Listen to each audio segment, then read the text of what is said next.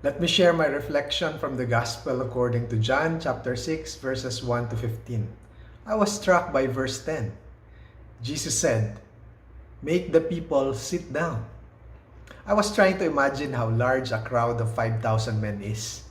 If they were grouped by 50s, there would be about 100 groups. If they were grouped by 25s, there would be 200 groups. Wow, ang dami. The first thing that Jesus instructed was to make the people sit down. Ang gulo siguro ng 5,000 men. No? If it were in a stadium, it would have been orderly because there are seat numbers. But Jesus was in an open field. No? If the crowd was not organized, magulo ang distribution, lalo na gutom na ang mga yan. No? It is like in a restaurant, not fast food.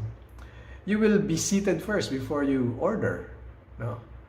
You are seated waiting to be served. If you're not seated, you will not be served.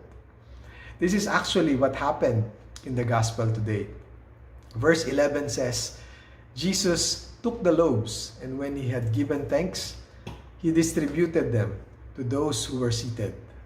I was assuming that the ones who did not want to be seated were not served. I can imagine, when they realized that Jesus was serious about no seat, no serve, they began to be seated. I believe this is what the Lord is saying in the gospel today. I know what you need. Be seated and wait for me to serve you. Are we going to the Lord for our needs? Yes, He knows what we need, but He wants us to go to Him and tell Him. If we do not come to Him, we will not hear His instructions to us, like, be seated. Be seated so He can serve our needs.